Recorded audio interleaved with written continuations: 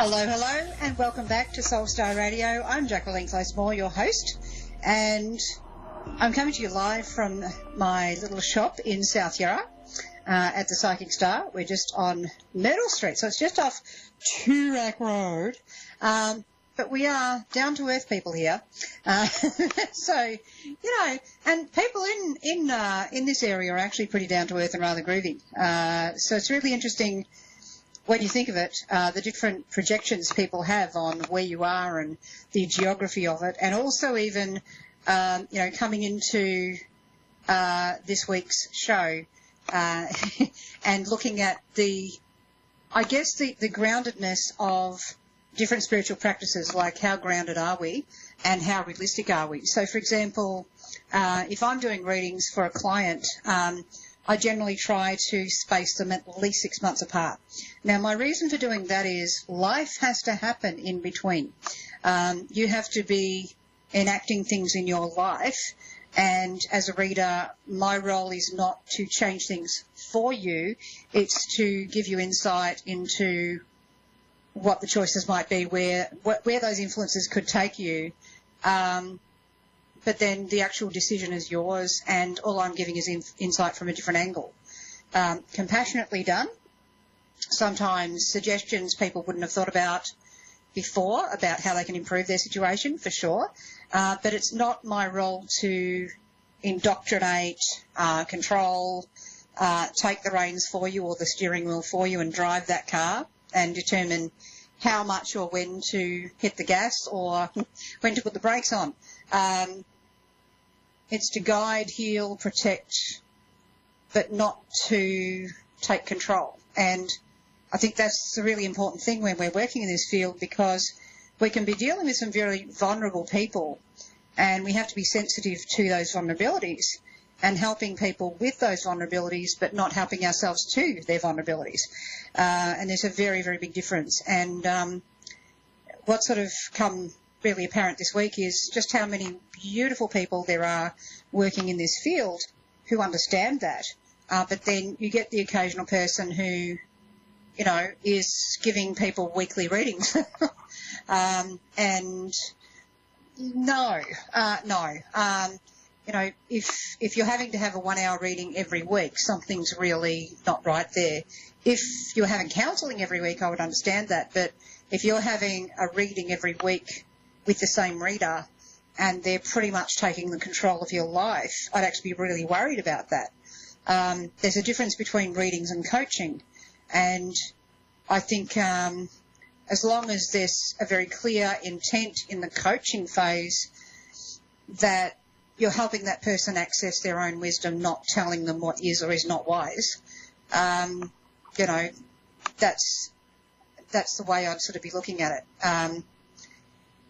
And it's very important when you're going into studying and working in this field. You can have different teachers that show you different things.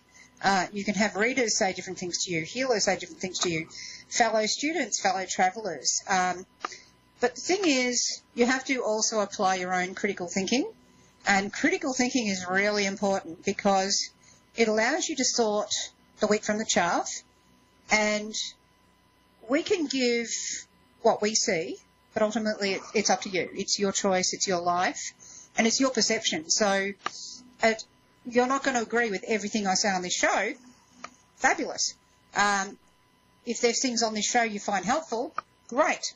If there's things on your show that you don't sort of resonate to, that's okay too. It doesn't have to be an all or nothing, agree 100% or not at all. It's about taking from every experience that which you find useful and helpful and leaving the rest aside and going, that's okay, that's not for me right now. And it might not ever be for you, but it's not right, it's not for you right now. And that's just a really important thing, rather than allowing yourself to, I guess, become indoctrinated into another person's way of thinking, where you're kind of following a cult leader almost. And sometimes that can be literal. So it's really important to make sure that you're making choices that are in harmony with you, yourself, not just because someone told me to. And really good healers, teachers, psychics, mediums, everything like that, and people in every field are going to say, well, this is what I feel, or this is, based on my understanding, and that's what they're telling you. It's based on what they feel and what their understanding is, and that might be great from their perspective, but you still have to filter that and say, yes, and does this resonate for me? I still have choice. So really important thing to do, because I've had a couple of situations where people have been concerned for their friend or relative or loved one about how they've gotten in somewhere, be it a religious group, be it with someone in the more metaphysical sort of side of things, New Age side of things, and they've gone from making sense to, do I know that person? And, it's just something to think about, I think the main key as well is that if a teacher or a religious group or therapist is cutting you off from all of your family straight away, or even a new person in life, if the first thing they're doing is switching you off from your support mechanisms, from the people who intend good things for you and are supportive, if that's the first thing they're doing to isolate you from those people, stop. Stop right there. Step away. Have a think about this. And really assess what's going on, because quite often abusers will actually seek to isolate you from those that actually care about you and are functional. So, just a word for the wise. Yes, it's a wonderful journey, the spiritual path, but that doesn't mean that it's all rainbow unicorn clouds. There's still that level of awareness that you need to carry with you that will help guide you. So, yes, follow where your heart takes you, but please take your brain with you along for the journey. It's very important. So there's a lot to be said about common sense, initiative, and, yes, inventiveness as well as intuition. And to be able to know the difference between what you wish to be the truth versus your intuition is a very good thing to have clarity about. So that's just what I wanted to share with you today, because it's kind of topical for the moment, and it also comes into that question of consent, and how people operate when they're being transparent versus not, which is certainly topical worldwide at the moment, to do with permissions and people taking advantage. So it's really important to make sure you're doing what feels true to you. So that's where I'll leave that one for today. I'm going to now get on to callers that are coming in. And we've got the lovely Dina being very patient there in Bethlehem, Pennsylvania. Are you there, Dina? Yes, I am. Hello there, and welcome to the show. Thank you so much for calling in there. Thank you. And, now, what I do is I'll work with dates of birth, I'll work with energy, all these sorts of things. A date of birth is like a doorway for me. It allows me to tune right in. It doesn't have to include... It doesn't have to include the year if you're not comfortable. I am. 5/8/75. So is that the 8th of May 1975? Yes. Brilliant. Not a worry, because in Australia we put those numbers the opposite way around just to confuse everyone. So what I really feel with you straight off the bat there is it's been quite an interesting, challenging and very transformative couple of years where you're having to kind of stay very positive despite the roadblocks in the way, where you can be very confused. Hang on, I thought that was up a minute ago. Why is it now down? Why is it left versus right? How come everything's changing around and not making sense to me? And I just feel with you that you've got an immense staying power. There's a side of you that's very, very intuitive, knows what it's doing, knows how to land on its feet, knows exactly when to say something and when to leave the situation nice and quietly. And then there's a side of you that says, stop being irrational. I am Captain Logic. And I have things to tell you. Yeah, and I'm going to tell you how bad you are. By the way, you're not bad. Not bad at all. It's just, this is the critical mind of yours. It's got a life of its own. It gets very busy in there, and sometimes you'll have trouble sleeping because of that, and it can be very disconcerting. Oh, God, there you go. Because you're having to find balance in polarity, and I know that some New Age people go, polarity doesn't exist. We've gone into the quantum physical region. Okay, great. Yep, I know everything's happening around us and it's all an illusion. Okay, fine. Let's just get that out of the road. I know you're on to what that's all about, but what it is with you is if we turn your day of birth number 8. And we take your life path number, which is also 8, and we turn it on its side, we actually get the infinity symbol, Wow. And so, yeah, now you're getting it. Now, in Reiki, if you want to invoke the Bodhisattva Kuan Yin, you actually use this symbol, which is debatable according to which different brand of Reiki we want to deal with, so let's not worry about that part. Let's just say that the symbol that we use to invoke Kuan Yin is actually a whole bunch of infinity sliding down the ladder, as we might put it. So we start from the top and then bring them on down.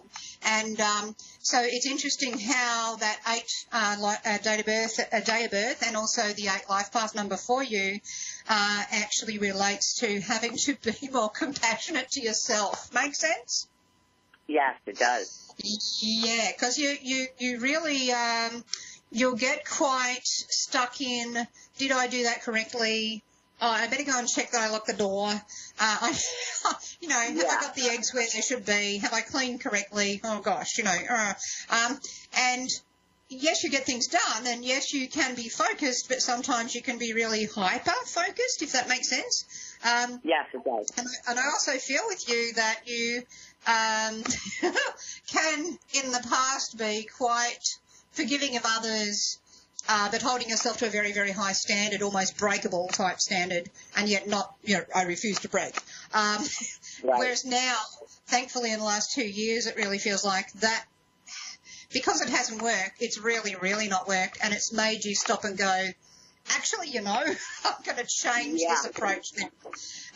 And I'm just so thankful for your sake that you've done that, because that's actually been a watershed moment, and it's been very clearing for you, where you can now say, aha, things are flowing much easier now, and I've actually got the waterfall going on, so you're able to visualize much better now. But the reason I wanted to go to that infinity, besides the fun of it, is in that infinity, if we take the 8, we can actually create this kind of yin-yang symbol as well. And in that we get that there is light in darkness and darkness in light. So to explain this and apply it, if you draw on white paper with the white chalk, what do we see? Nothing but white, right? And if we get a black chalk and we draw in the black chalk on the black paper, once again, nothing, just black. If we take a white chalk on the black paper and a black chalk on the white paper, we've got very clear, defined image. And art and life imitate each other, actually, and art can also imitate metaphysics, by the way. In that, I knew you'd get the joke. A lot of other people go, what are you talking about, Jacquelene? But in art, in visual art particularly, the lightest point in a painting is right next to its darkest point. And so the old saying goes, it's always darkest before the dawn. So it's always like, I'm so foggy, I don't know. Oh, my God! Daybreak, here it is. I've finally gotten it. And sometimes you really have some I've finally gotten it moments, and you go, and what took me so long, Right. That's true. So painting, drawing or colouring in would be really helpful for you in unwinding your mind. And can I please suggest considering mandalas in your case? Okay. But not sitting there and going, I'm doing an exact correctly placed yantra. With the exact, because you can be very exact. And this is instead about where is the pen going? Where is the pencil going? Ooh, actually enjoying it, because everything around you feels very at times controlled, very at times exacting, and it kind of restricts you from the more creative process of this. So I think in some ways, if you had a circle drawn in front of you and had the pen in the hand and you're like not looking at the page, right. That might actually be a really good start. First of all, in patience at not screwing that thing up and throwing in the bin. But second of all, going, ooh, what are those shapes? Oh, look at that. I might colour that in. And then actually getting a picture out of it. You really need a hobby that doesn't have a goal, because everything around you is goals and duty and responsibility, I feel. And to get the balance in the polarity, that polarity I was talking about, the light, the dark, because we've got right. one side of the polarity, one side of that affinity is like, we'll call that the left brain, the other one's the right brain, and so we got night, day, happy, sad, control, freedom, structure, woo, let's run away. So, yeah, that's why I kind of want the circle, because that's the controlled space, but then I want to have you not actually looking at the page while squiggling the lines and then colouring them in, just as a relaxation format for you to begin with, because that will help. It's like being able to let go of a lot of stuff by doing that sort of process. So even with you, in your case, working with clay, like actual, pottery type stuff, not wheel throwing though, just actually molding stuff with your hands is actually really therapeutic for you, because, hang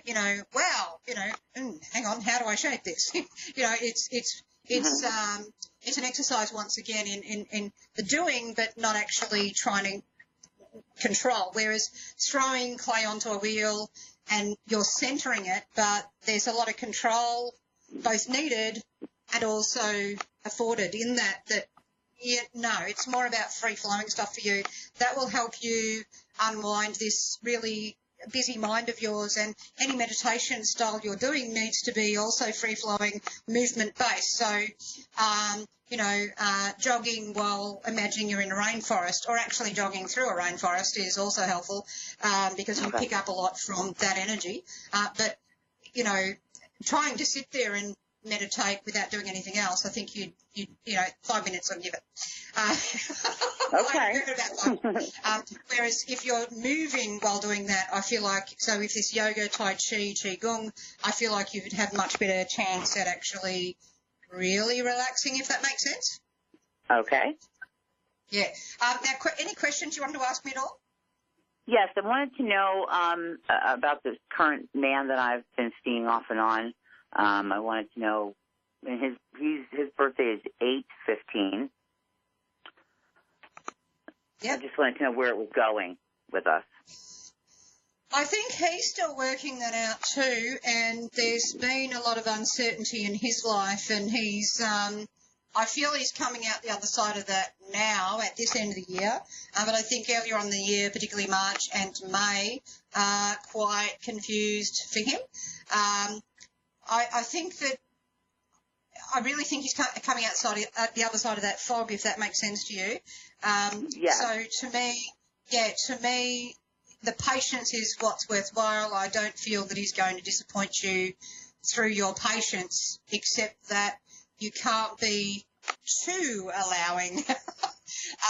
There's a balance here. You have to have your rules to have the balance here in his behaviour as well, if that makes sense. Does that make sense to you? Yes, it does. Yeah, because to me, with him, oh boy, sometimes he's really listening, and other times he's, he's here, but he's not here. And so you could have him sitting in front of the TV, and it's like, so what did you think of that show or ad on the TV? It's like, it's annoying. What? Yeah, no. It's in his case, it's actually stress. And there's been a lot of confusion going on. Plus, he's got things going on energetically and emotionally that he's releasing. And so, that's why he's been here but not here at those times. But I do feel that once we get past Christmas, first 2 weeks in January, that's where he's going to start making a whole lot more sense and being a whole lot more consistent with you and more present. Okay. It's been an interesting journey. He is worth it, I'm told. He's worth it. Okay. He's worth it. Just give him a bit of time, but don't forget the rules. You've got to have your rules with him, because then he's got a framework to work within, and then he's okay. But if you don't have those rules, well, yeah, stuff's going to get pretty straggly. It's like a bush. If you don't prune it every now and again, the roses, they sort of come back a bit wonky, and there's not many of them. But you prune that sucker. There's going to be rules, no doubt about it. Sorry? Okay, well, thank you. Yeah, sorry, couldn't quite hear it. Yeah, so that's what I would do. Okay.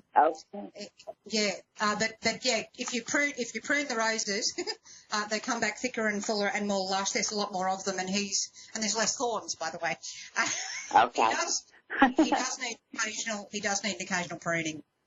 Okay. If that answers that one for you. Is there any other questions you wanted to ask at all?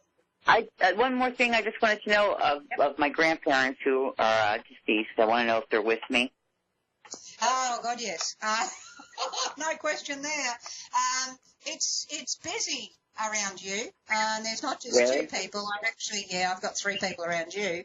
And there's a lot of love goes to you from Spirit, because you seek to help people and brighten up their lives a little bit. It's like the little things you do with people. You just go that little bit extra, and that goes a long way. That generosity gets returned to you. And I know that that's kind of a paradoxical statement, because life has not exactly been easy here. No. There's always these little pockets of just when you need something, here it is. And that comes through what you do, and that's what I get told from them about you. I do feel that you get at times strong impressions from one of them more than the other, where it's clearer. And I do feel their wisdom comes through to you as well. And I believe that's Grandpa, who has. It is my pop-up. Yep. Yeah, he's got a cheeky sense of humour, that one. He's a stinker. Sorry? He's a stinker. Yes, absolutely. I like stinkers because they understand how to laugh at life, you see. So he's never, ever going to be accused of being snobby or, conceited. He's down to earth, and he doesn't really like people who, well, fair enough, are full of themselves. He's very down to earth with this, and that radiates through you as well. And it's why people trust you so much, because they know that you're not in any way judging them, and that's why people appreciate you so much. You've got the same sort of qualities as he has. Mind you, if he was Scotty with someone, they would certainly know about it, but he's mostly quite calm. That sense of humour is quite hilarious, and unique. But, yeah, I also get the third one with them as well. That's a much younger male. I picked him at around his 40s. I'm a bit unsure about that, but I know he's much younger. Yes, my daughter's father. Yes, okay. That explains that. He's actually standing in between those two, between Grandma and Grandpa. For some reason, he's standing in between them, and he's actually smiling, quite peaceful at you. And yes, he says he's learnt a lot from that lifetime, and there's a lot of things he would be doing differently, from this point. And you know, he says, I don't need to say sorry because you've already heard it from me on the other side anyway, Yes, a number of times. So he's telling me that because you said that, because you know that, because then you know that I've got him. You know, it's that clarification. Oh, my goodness. Yes, you did. I was just thinking it. Yes. So he's oh boy. You tell him my daughter is giving me a run for my money, and I need him, boy. He's got to step in. He knows he left things in a mess. He's sorry about that. He's going to help you with the financial side of things that were left in a mess. And he's going to try having a word in her ear, but even her guides are sort of like, right now. I do feel they'll get through to her not too far from now. Stay patient, don't give up, and just keep moving forward. And just keep asking them for help as well. Okay. It's like if you can say, well, this is what's going on now. What are you doing? Come on in. Okay. Give us a hand. I just feel it's going to be easier if you tell them what you need. Even though they're there, even though they kind of know, it's like you voicing it adds power and strength to it. The universe can hear it better as well then. That makes it easier to manifest. So don't give up. That's the main thing here. Gee, she's a rebel, but, you know, looking at her parents,